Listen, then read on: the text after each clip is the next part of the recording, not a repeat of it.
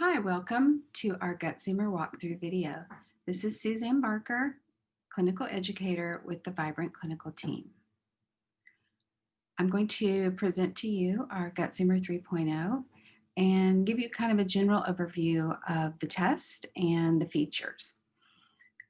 Starting with our very first page, we have a really nice summary of everything that's going to be detailed on the test, including gut diversity and 2 indices, a phyla wheel showing the 7 phyla that we are testing and their significance, and then these key ratios.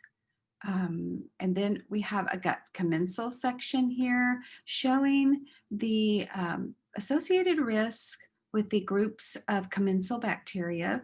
We are showing, I believe, 174 commensal bacteria on our test, and they are grouped into associations according to these particular risks. You will see these scales, and you can see that they're going to be green, yellow, and red. So green means they're in the control range, and anything that's in the yellow would be moderate range, and then anything in the red, which we don't see on this test, would be in the high risk range. Here we have comments. As we are testing for probiotic organisms, this will give you an overall recommendations for those suggested probiotics that are low, and you will see those as we go down through the test, which of the particular probiotic organisms are below the recommended range. This is a suggested supplement area here. You'll see that various supplements are listed here. They might be appropriate for inflammation, B12, different things that you can see throughout the test, like digestive enzymes. So these will be some of the recommendations here. Your patient doesn't necessarily take all of them, but they just give you some ideas too for what would be appropriate for some of the elevated markers on the test. At the bottom of the page, we list the gut pathogens that have been detected, whether they're bacteria, parasites, yeast, viruses. All of those are listed at the end of the test. The pathogenic bacteria, the groups of parasites, the yeast, the fungus, and the viruses. And instead of scrolling all the way to the end to see if you're a patient or you have any pathogens present, they will be listed here on the front page. Okay, the next page, we have a variety of inflammation markers from calprotectin all the way to fecal eosinophilic protein X. We have some of these are just basically markers of inflammation, showing like calprotectin degree of inflammation, not necessarily the source. And then you have some antimicrobial peptides. So there's just markers here, and there'll be an explanation in the comment for each marker. The next page shows markers of digestive insufficiency and malabsorption. So we have pancreatic elastase, and then we have some different fibers showing up to give you an idea of how the patient is digesting. So it might show up, meat fiber might show up, vegetable fiber might show up as detected, and you will know, you'll get an idea or a picture of how your patient is digesting food. We have 5 malabsorption markers for fat. And so this is really important, whether your patient is breaking down fat or not, whether they're needing some digestive enzymes with lipase, things like that. So these are the markers of digestive insufficiency and malabsorption. Our next page are our bile acid metabolites and short chain fatty acids. So you can see we're giving you the markers of bile acid metabolites, and this is really important, especially in patients that maybe don't have a gallbladder and they may need some kind of support with ox bile, something like that. Short chain fatty acids, this is These are metabolites of bacteria that address inflammation. So these are just really critical in gut health. So you can see that we've listed them here. The four main ones that we've listed: acetate, butyrate, propionate, and valerate. There are other short chain fatty acids, and so we've included a total here. You can see basically here's the total, and here is the reference range. So this person would have a low total short chain fatty acids, and you can see that the percentages are here. Look, they're in the green, but for example, this is 9.8% of this 10.2. So this would still be, actually, you would have a low butyrate because you have a low total. So we want to really work on getting these short chain fatty acids up, and there's suggestions here. Also, we have a Gut Zoomer guide. It's an interpretation guide that is available on the portal that is really, really helpful for an interpretation or a more in-depth view. There's a whole section on short chain fatty acids and other markers on the test that can give you a lot of additional information that's not necessarily in the comment section on the test. And then we have other markers, one being secretory IgA, so you can see how the immune system is reacting, the IgA and the fecal occult blood, pH, fecal zonulin, and fecal antigliadin. And this is a really important marker because you can correlate this with whether someone, if you've instructed your patient to be gluten-free or they're trying to be gluten-free, or maybe they're not gluten-free yet, but you can get an idea of how they're breaking down that gliadin component of gluten and see how their digestion is going and what maybe some of the changes they need to make in that area and why. And this could also really contribute to inflammation. Okay.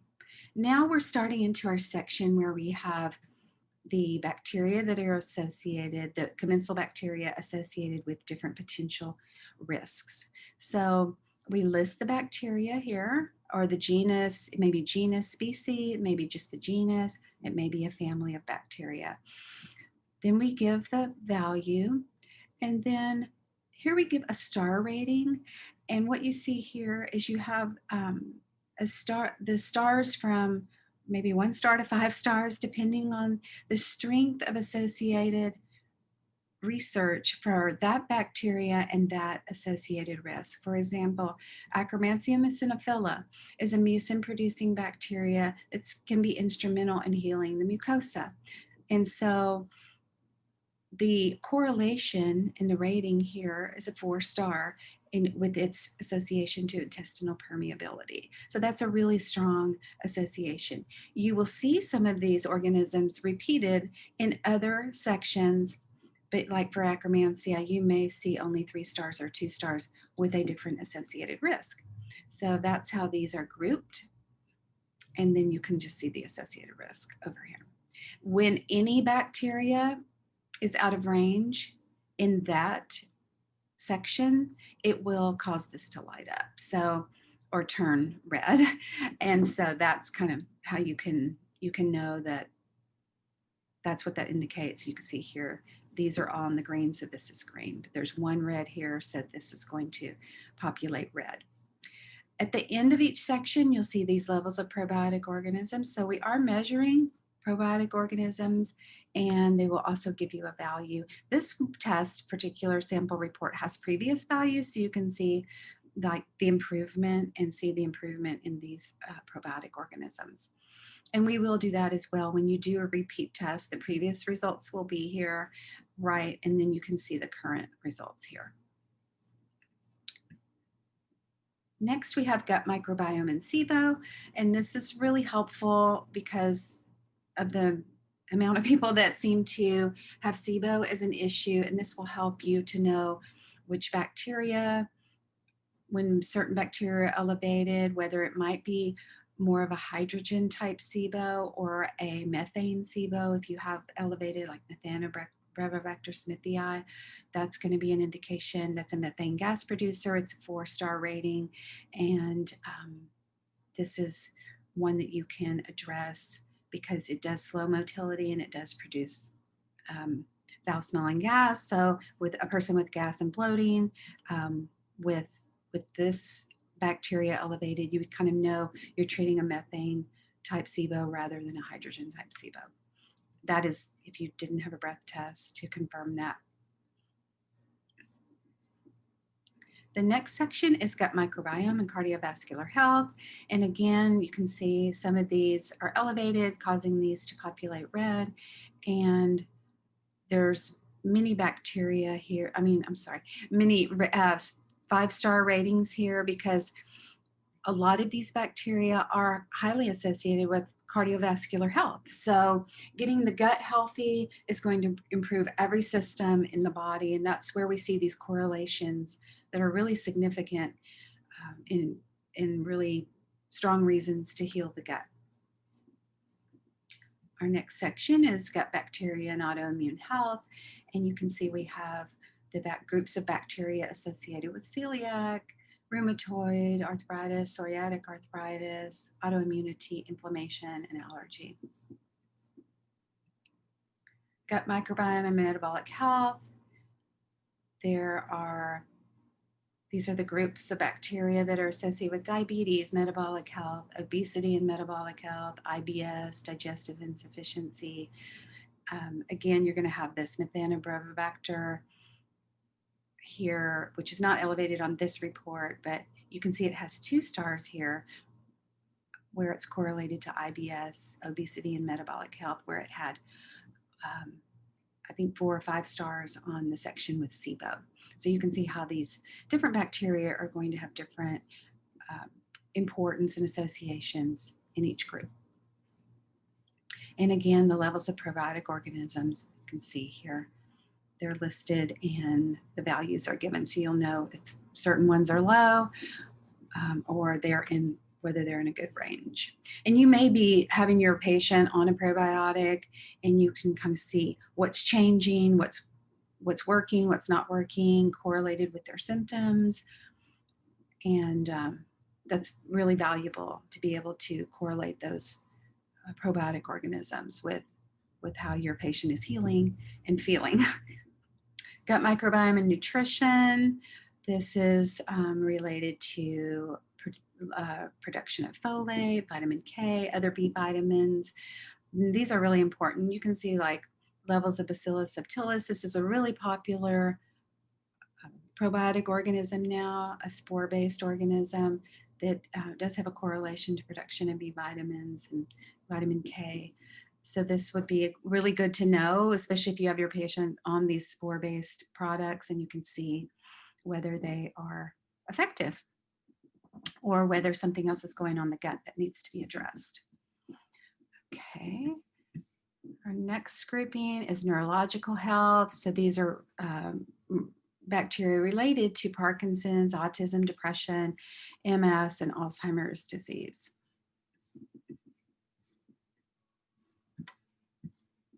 And then gut microbiome and liver health, bacteria associated with alcohol-associated dysbiosis, liver cirrhosis, alcohol-related liver cirrhosis, basically just anything to do with the liver. So when these are out of range, you can really work on this section to maybe detoxify the liver, support the liver. This will just give you a really good picture of liver health and associated with the gut microbiome, which is really important as the liver is the organ of detoxification. So this is going to be really valuable for your patient. The next one is gut microbiome and IBD. So we're looking at bacteria related to IBD and Crohn's disease. And then these levels of probiotic organisms, these include even Saccharomyces boulardii, E. coli Nissl, and then your standard Lactobacillus and Bifidobacterium species. Then gut microbiome and IBS. So these are mostly just related to IBS, and you can see they have a really strong correlation here with 5 stars. So you're going to want to look at these and their associations and work on these too. And like I said, the guide is going to be really helpful. And of course, you can make an appointment with the clinical team and we can review these with you and give you more insight and information on these associations. The last group we have here is the gut microbiome and hormones. So we're looking at beta-glucuronidase and beta-galactosidase producing bacteria that have an association with estrogen metabolism. And so when these, are elevated, then you're going to want to take certain steps to deal with those because they will have associations with detoxification in the body and estrogen metabolism, estrogen hormones related issues and things like that. And then, just like I mentioned at the front, at the beginning of the test, we're listing any pathogens that are present. But if you want to go down and see whether we're testing a certain pathogen, say you want to know, do we test H. pylori? Here it is. Yes, we do. But it will also give you, again, a repeat of the ones that were positive for this particular patient. And you can see we've got parasites divided into protozoans and then helminths on the next page. And then fungi and antibiotic resistant genes and a group of viruses. And then at the end of the test, there is an index showing you some more in-depth definitions of each marker and information on those and the ranges. And so that's going to be some further information for you. All right.